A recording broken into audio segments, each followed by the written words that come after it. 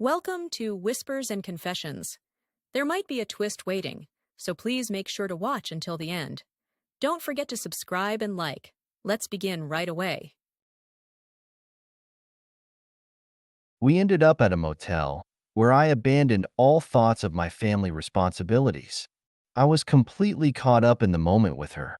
Her youthful energy and curves awakened feelings I thought had died years ago. Every gesture, every whispered word drew me deeper into a pleasure I couldn't resist. I wanted to freeze that moment forever. Her allure was like a situation I couldn't get myself out of, even though I knew better. In that moment, everything felt perfect, as if the world had stopped spinning. Hi there. I'm Michael, a corporate professional who's been married to Nancy for 15 years with two wonderful kids. I never imagined my stable life would take such an unexpected turn in just a matter of months. Throughout my life, people always commented on my good looks. In college and through my 20s, I was quite the catch and dated plenty, enough to feel pretty confident about my appearance. After getting married, though, I figured that chapter of my life was closed, and I dedicated myself to being the best husband and father I could be. But let's face it, our basic human desires don't just vanish because our circumstances change. As the years rolled by and married life fell into a routine, I'd catch myself wondering if I still had it. Sure, things with Nancy were comfortable, but that butterfly feeling had faded long ago. While I cherished every moment with my kids, there was still this nagging emptiness inside, a yearning for something that was just mine. That's when a younger coworker suggested I join this outdoor sports club. Michael, he said with genuine enthusiasm, it's perfect for blowing off steam on weekends, hiking, cycling, you name it. Great mix of people too, including lots of women, and everyone's super friendly. I wasn't looking for anything special, honestly. Just wanted some me time away from home. The club turned out to be way bigger than I'd expected. Walking in that first day, I found myself among this diverse crowd ranging from early 30s to late 40s, all of them full of life and incredibly welcoming. We hit it off right away, sharing stories and laughs during activities. But then something unexpected happened. From day one, the women in the group seemed particularly drawn to me. Oh my God, Michael, you're absolutely gorgeous. And you're definitely the most handsome guy in our club, they'd gush, with some even making subtle moves like, would you like some company while stretching? It felt weird at first. I wasn't used to this kind of attention anymore, not after years of marriage. As weeks went by, I found myself warming up to the attention, if I'm being honest. It felt good knowing I could still turn heads, regardless of my age. But I told myself these were just friendly interactions, nothing more. Then I met Cynthia, and everything changed. At 37, she was hands down the most stunning woman in the club, tall, slim, with flowing straight hair and this infectious smile that lit up the room. She was a natural leader, commanding attention effortlessly and clearly loving every minute of it. Right from the start, Cynthia took a special interest in me. She'd flash that killer smile and tease me with comments like, Michael, you must have found the fountain of youth. Do you work out? Or were you just blessed with those good looks? I'd just smile sheepishly and mumble something about trying to stay in shape. I've got to admit, Cynthia's flirting was intoxicating.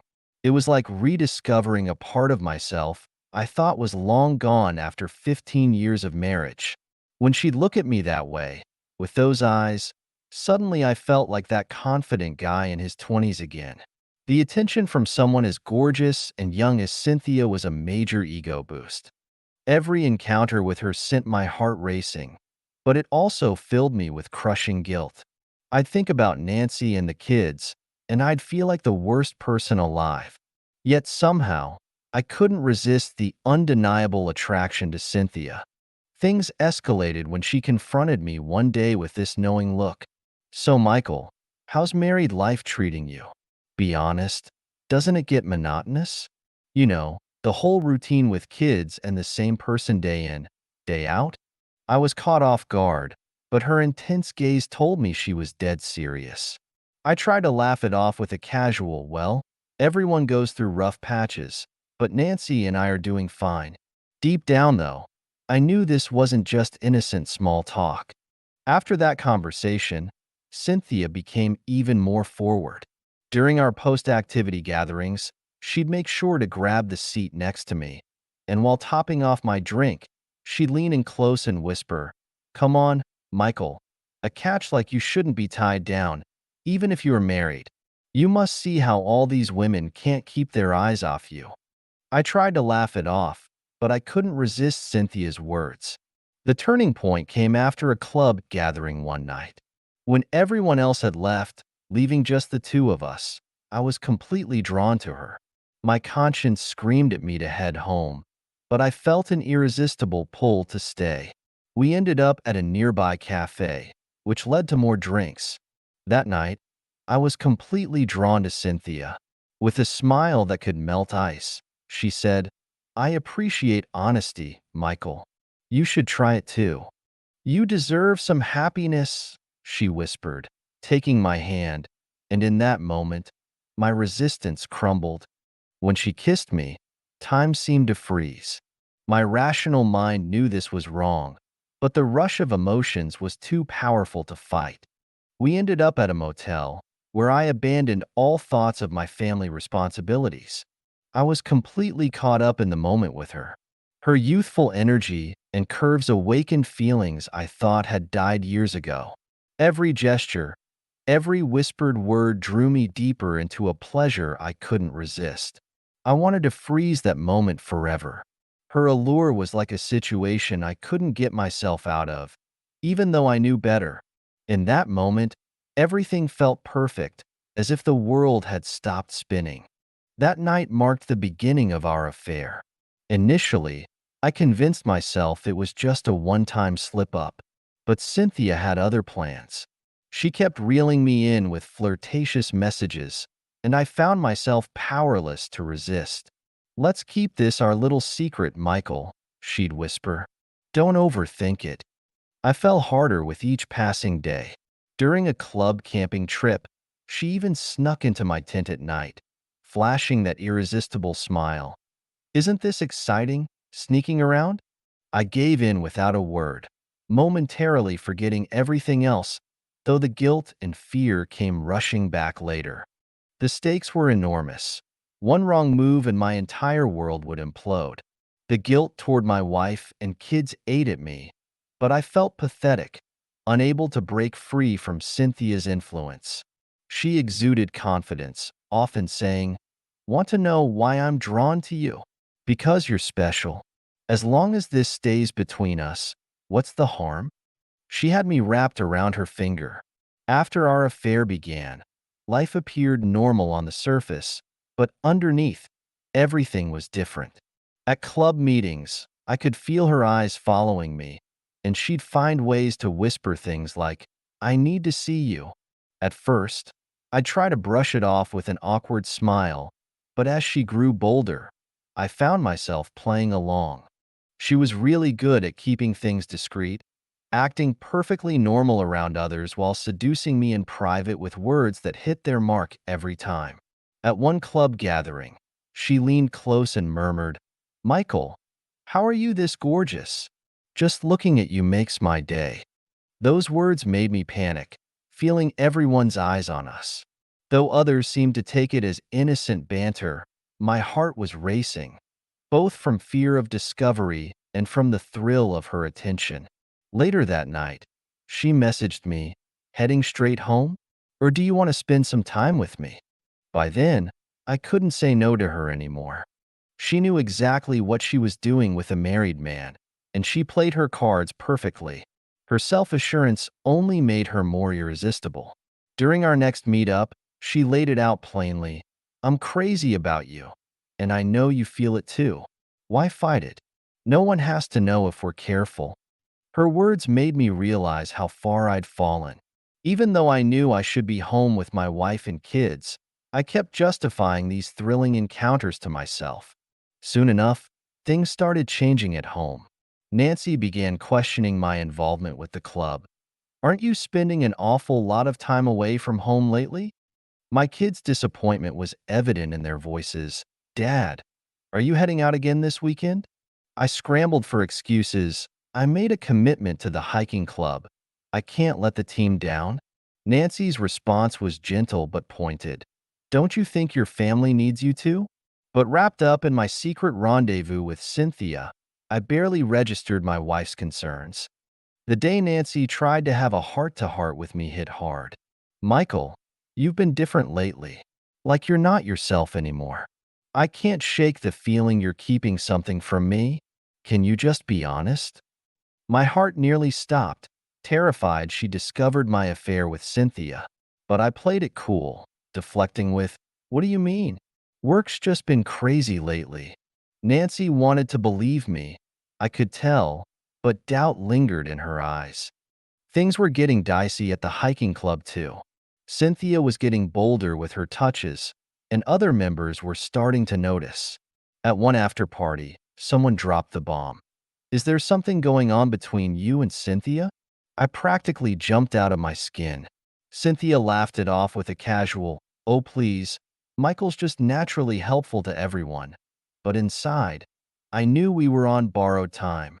During our next camping trip, Cynthia slipped into my tent after dark. No one will catch us here, Michael, she whispered seductively. It's just you and me. My heart was racing. Even knowing everything could come crashing down if we were caught, I couldn't resist her magnetic pull. Then Cynthia started pushing for more. Isn't all this sneaking around getting old? Why don't we just go public? I'm ready if you are. Her words hit me like a bucket of ice water. With Nancy and the kids in the picture, there was no way I could meet her demands.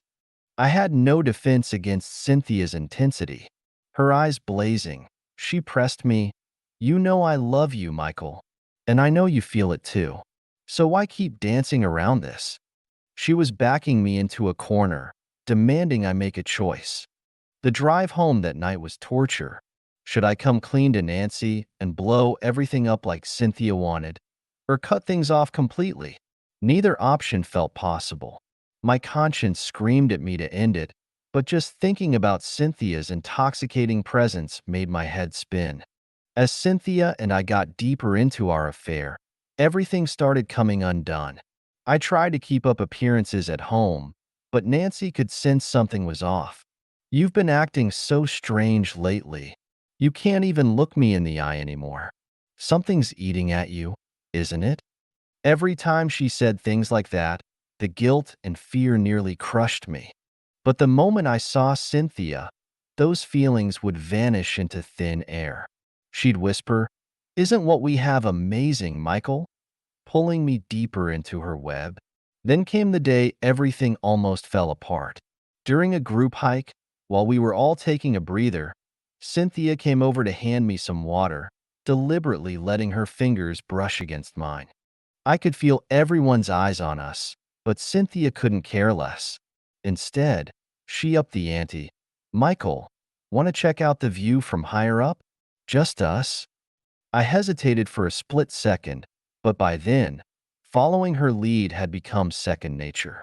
As we made our way up the trail, Cynthia slipped her arm through mine. I love our secret meetings, she murmured, but sometimes I wish we didn't have to hide. What do you think, Michael? Ready to stop pretending? Even as my brain screamed, this needs to end. One look into her soft eyes made all rational thought fly out the window. That night, we snuck away from the group to a nearby motel. Cynthia gazed at me tenderly and whispered, "Being with you like this, it makes me so happy. Isn't that right?" Cynthia whispered seductively, and I pulled her into an embrace instead of answering. But as I lay there on the bed, my thoughts drifted to Nancy and the kids waiting at home. Later that evening, Nancy confronted me head-on. Michael, maybe I'm overthinking this, but something feels off about all these outdoor club activities.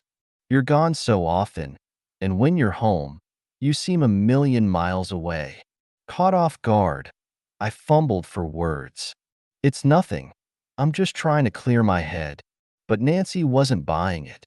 With pain in her voice, she said, "You're like a different person these days.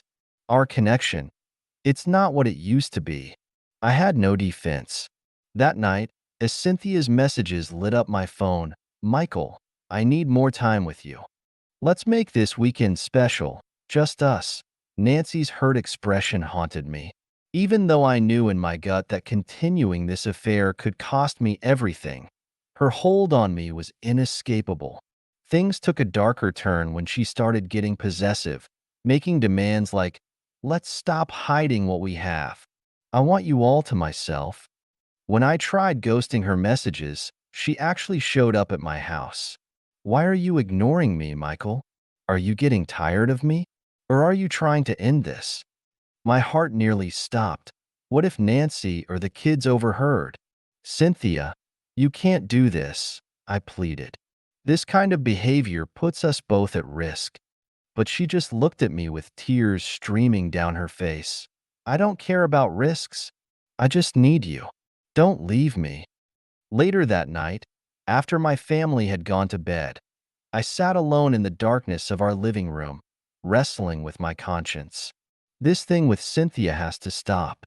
It's gone too far. But even as I thought it, I couldn't ignore how much I craved the excitement she brought to my life. My affair had become like a cancer, eating away at everything. While I maintained the facade of the dutiful husband and father, inside I was coming apart at the seams, torn between my growing anxiety and Cynthia's escalating demands. Her obsession was becoming suffocating. One evening, Nancy came home from work with a look that made my blood run cold. I tried playing it cool, but she cut straight to the chase. "Michael, level with me.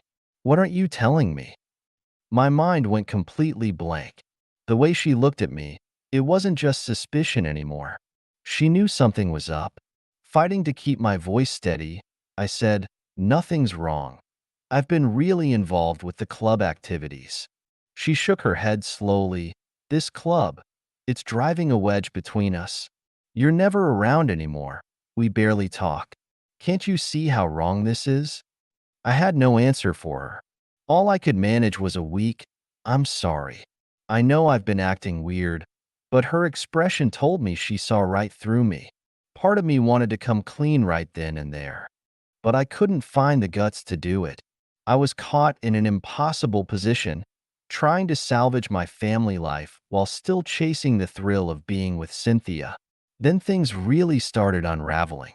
As I began pulling back from our meetups, Cynthia got more desperate, more clingy.